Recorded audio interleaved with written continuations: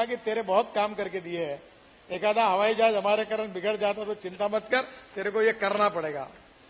और मुझे खुशी है कि स्पाइस जेट का हवाई जहाज 50% एविएशन फ्यूल डाल के आया। मुझे बहुत खुशी है कि सरकार में कुछ बहुत लोग अच्छा काम करते हैं। आपके फरीदाबाद के इंडियन ऑयल के रिसर्च लेबोरेटरी ने अब वो ये जो bio bitumen 150 ton per day बनाना था, शायद वो सोच रहे हैं कि हम बायो एविएशन फ्यूल बनाएंगे। और आने वाले समय में वर्ल्ड में ये रेगुलेशन आ रहा है कि 2% वो एविएशन फ्यूल में 2% बायो एविएशन फ्यूल जाएगी। तो आपके नेतृत्व में नए अध्याय की शुरुआत हो रही है।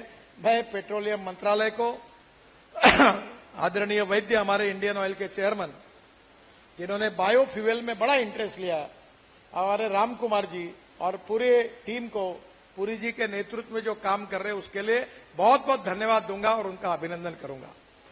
और एक दूसरी बात है जिसके लिए मैं पुरी जी को धन्यवाद दूंगा कि बीच में हमारे इथेनॉल का रेट, जो राइस से इथेनॉल बनता था वो 56 रुपए था और कॉर्न से बनता था वो भी 56 रुपीज था। अब उन्होंने कॉर्न का रेट शायद 54 की 54 किया है ना, शायद 54 किया है और राइस का भी 54 किया है। तो मुझे लगता है कि इसके कारण इंडस्ट्री को बहुत बड़ा प्रोत्साहन मिला है देश के किसानों की ओर से, क्योंकि ये इंडस्ट्री किसानों के लिए जीवदान देने वाली है। और मैं आपका अभिनंदन करता हूं, आपको बहुत बहुत धन्यवाद देता हूं। पहली बात, आज के दिन का महत्व अगर समझना होगा तो हिंदुस्तान की परिस्थिति को समझना बहुत आवश्यक है। हमारे जीडीपी ग्रोथ में जो कंट्रीब्यूशन होता है वो 22 से 24% मैन्युफैक्चरिंग सेक्टर से आता है और 52 से 54% सर्विस सेक्टर से आता है। और हमारे देश में एग्रीकल्चर एंड अलाइड इंडस्ट्रीज का कंट्रीब्यूशन केवल 12% है। और हमारे देश में 65% पॉपुलेशन एग्रीकल्चर पर डिपेंड है। और आज परिस्थिति ऐसी है कि हमारी एमएसपी ज्यादा है और मार्केट प्राइस और कमर्शियल प्राइस कम है, और वो खरीदने के लिए भारत सरकार को 1.5 लाख करोड़ रुपए देने पड़े हैं। आज हमारे यहां ऐसी परिस्थिति है कि कॉटन के भाव आधे हो गए, सोयाबीन के भाव आधे हो गए। हम 1.5 लाख करोड़ का एडिबल ऑयल इंपोर्ट कर रहे हैं। और विशेष रूप से शुगर इस साल अच्छे हैं, पर आज तक हमारी बीमारी थी sugar surplus, corn surplus, rice surplus, wheat surplus. और एमएसपी से भी नीचे हमारे भाव चले गए थे।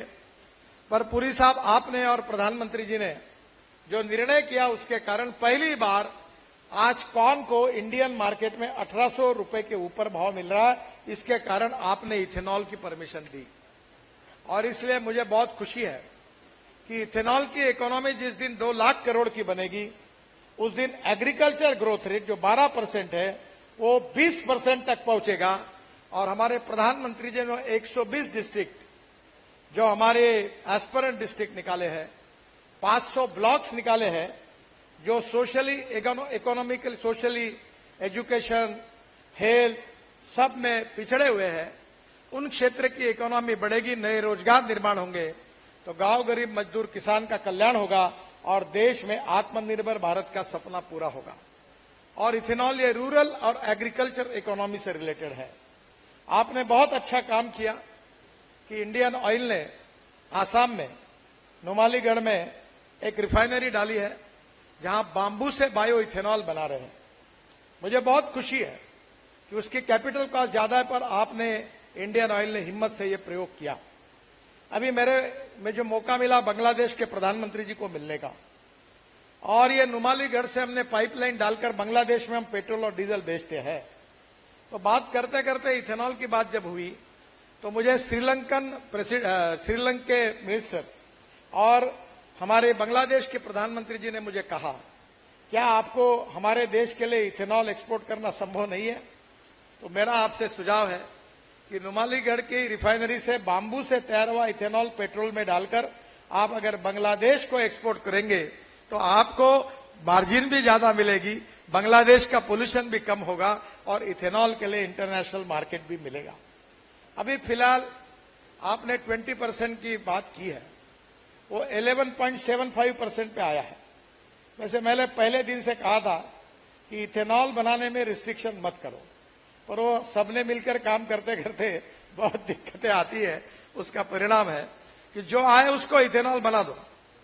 आज हमारे देश में राइस से इथेनॉल बनता है, कॉर्न से बनता है, फूड ग्रेन से बनता है। पहले समय मैं 2004 से मिशन के रूप में काम कर रहा हूं, तब हमारे एक फाइनेंस सेक्रेटरी थे केड़कर, बहुत बड़े विद्वान व्यक्ति थे, विजय केड़कर।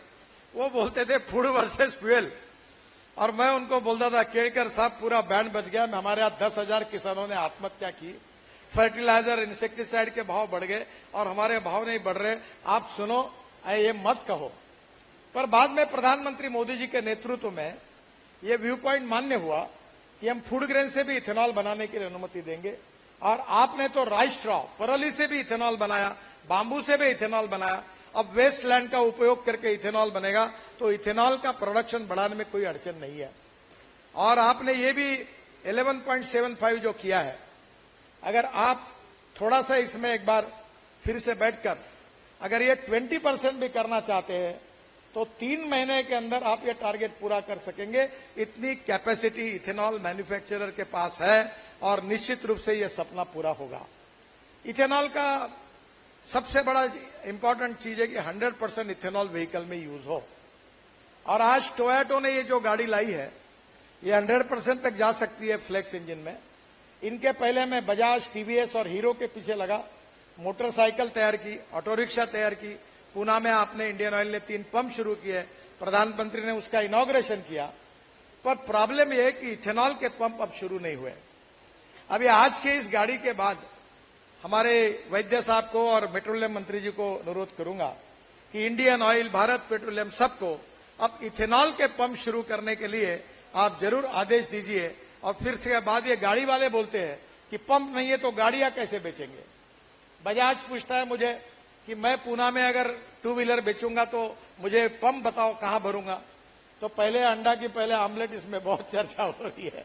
तो मेरा आपसे अनुरोध है कि अब पंप शुरू करने की अगर प्रक्रिया शुरू हो जाएगी तो इथेनॉल के व्हीकल आना शुरू हो जाएगा, फ्लेक्स इंजन का, बाकी भी कंपनियां आएगी। और एक दिन ऐसा हिंदुस्तान के इतिहास में आएगा कि पेट्रोल का इंपोर्ट पूरा खत्म हो जाएगा और पूरा किसानों ने तैयार किया हुआ इथेनॉल से इस देश के वाहन चलेंगे। वो सस्ते भी है, कंज्यूमर का भी फायदा है और प्रदूषण से मुक्ति मिलेगी, तो इंपोर्ट से भी मुक्ति मिलेगी। और एक महत्वपूर्ण बात है जो मैं आपसे रिक्वेस्ट करूंगा कि हमारे यहां विशेष रूप से सबसे बड़ी समस्या जो है वो विशेष रूप से डीजल के पोल्यूशन की है। अब कंस्ट्रक्शन इक्विपमेंट में इलेक्ट्रिक आ गई। अब आपके ही नेतृत्व में 10,000 इलेक्ट्रिक गाड़ियां आ रही है और इलेक्ट्रिक गाड़ी में तो बहुत ही अच्छी बात है। और मैं अभी टाटा के साथ लगभग अंतिम इसमें आया हूं कि दिल्ली से जयपुर में केबल डालकर इलेक्ट्रिक हाईवे बना रहा हूं ताकि 3 बसें जोड़कर जाएगी, बिजनेस क्लास जैसी सीट रहेगी और डीजल के तुलना में 30% रेट कम होगा और पब्लिक ट्रांसपोर्ट को कंफर्टेबल और अच्छा करने से लोग गाड़ियों के बजाय उसमें जाएंगे। कभी कभी मुझे लगता है मैंने अच्छा किया कि बुरा किया। ये ऑटोमोबाइल इंडस्ट्री के चेहरे में जितने ये जो हंसी आ रही है, इसका कारण हमने देश में रोड इंफ्रास्ट्रक्चर को इतना बड़ा किया है कि अब हर आदमी गाड़ी खरीद रहा है। और मैं जब इस मिनिस्ट्री में आया था तो हमारी इंडस्ट्री का साइज 4.5 लाख करोड़ था, अभी इंडस्ट्री का साइज 12.5 लाख करोड़ हुआ है। मैं जब मंत्री बना था, हमारी सरकार आई, मोदी जी प्रधानमंत्री बने तो हम 7वें नंबर पे थे। अब हम 3रे नंबर पर आए हैं और पहले नंबर पर चाइना है, दूसरे नंबर पर यूएसए है, तीसरे नंबर पर इंडिया है और चौथे नंबर पर जापान चला गया। हमने जापान को पीछे डाला है। पर मैं मानता हूं कि अभी जल्दी हम लोग पहले नंबर पर आएंगे और वर्ल्ड का पहला मैन्युफैक्चरिंग हब बनेंगे। Electric, ethanol, methanol, biodiesel, bio LNG, bio CNG, इसके साथ अल्टरनेटिव फ्यूल को जो इंकरेजमेंट मोदी जी के नेतृत्व में मिली है, import substitute, cost effective, pollution free और इंडिजिनस। और पुरी जी, एक बात के लिए आपको रिक्वेस्ट करूंगा कि शायद ARAI ने आपको एक रिपोर्ट दिया है, डीजल में 15% इथेनॉल डाल सकते हैं। अगर इथेनॉल की डिमांड बढ़ गई तो दूसरा काम आपको, मुझे, महेंद्र पांडे और पीयूष गोयल को करना है कि वो पुरानी पॉलिसी को बदलकर आप ऐसी पॉलिसी लाओ कि जिसमें डालना है डालो। मैं आपको बताता हूं, और एक नया काम हम कर रहे हैं, 4000 करोड़ लीटर जनरेटर सेट में जाता है। और ये मैंने आज महेंद्र पांडे जी को कहा कि किर्लोस्कर जो है पूना के, इनके, उन्होंने मेरे कहने पर जनरेटर सेट बनाया, पंप सेट बनाया। अब वो कोई बड़ा रॉकेट साइंस नहीं है, वो एक किट लगाकर जनरेटर सेट भी इथेनॉल पर चलता है, और देश का पहला इथेनॉल का जनरेटर सेट मेरे बिल्डिंग में मैंने लगाया है और वो चल रहा है। तो मुझे इस बात की खुशी है, उससे 4000 करोड़ लीटर इथेनॉल की डिमांड बढ़ेगी, फ्लेक्स इंजन से बढ़ेगी, 20% पेट्रोल में डालकर बढ़ेगी। और इतना ही नहीं तो आगे डीजल में अगर आएगी तो हिंदुस्तान की एग्रीकल्चर इकोनॉमी बदल जाएगी। हमारा किसान अन्नदाता नहीं, ऊर्जादाता बनेगा, विटामिन दाता बनेगा। और अब आपके पुरी साहब, आपके सहयोग से हमारा किसान बायो एविएशन फ्यूल का दाता बनेगा। क्योंकि मैं किसान हूं, मैं बहुत थक गया हूं। मैंने बहुत कपास लगाई, चावल लगाया, संतरे लगाए, कर्जे का बोझा कम नहीं होता। हमारा दुख और दर्द अलग है। मैं जिस क्षेत्र से आया हूं, 10,000 किसानों ने आत्महत्या की है। और अब सब लोग इथेनॉल के कारण, ये जो महेंद्र पांडे बैठे, आपके उत्तर प्रदेश में योगी जी से मेरी बात हुई, अगर ये इथेनॉल है, चीनी कम आई इसलिए आज भाव मिल रहे, नहीं तो आपके आंखों में आंसू होते। चीनी के पैसे 2-2 साल तक चीनी मिलें दे नहीं पा रही थी।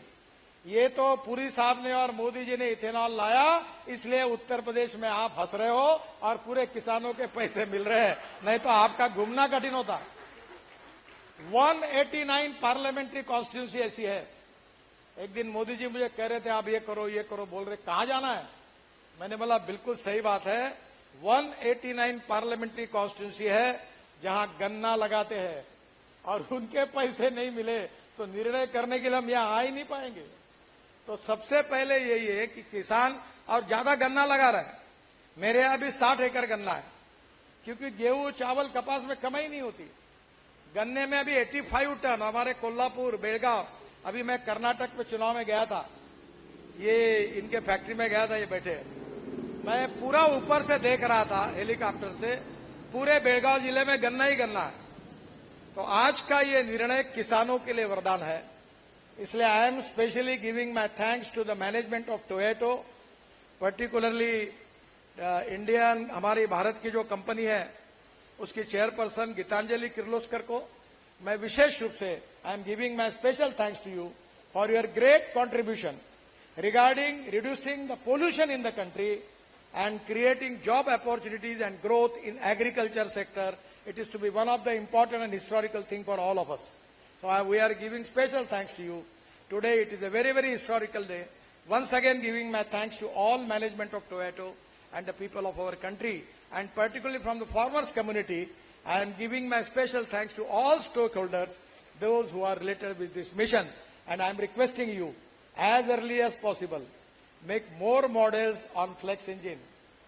And I am waiting for that. First of all, I will give the order immediately. And that is the dream of all of us, to have the motorcycle, two-wheeler on 100% ethanol, auto rickshaw on 100% ethanol, car on 100% ethanol. And once upon a time in my own parliamentary constituency in Nagpur, we have started the buses from Scania with 100% on bioethanol. So everything is possible, and that is to be the need of our country regarding pollution and considering the economic challenge of the country. Once again, I am giving my thanks to all of you, giving thanks to Petroleum Minister, giving thanks to Mr. Vaidya from Indian Oil, and also giving thanks to research from Indian Oil Laboratory. And I am really happy. Today is one of the important days in my life. From 2004, I am convincing to the people about ethanol. Today, this dream is fulfilled because of you. That is to be a great thing for me. I am giving my special thanks individual from Mr. Nitin Gadkari, because I am working on this mission from 2004. I was with Vajpayee ji, sent me to Brazil. With Ram Naik, I started all this thinking in the country, and that is to be a great achievement. I am really thankful to you personally. It's really a great day in my life. Thank you very much. Namaskar.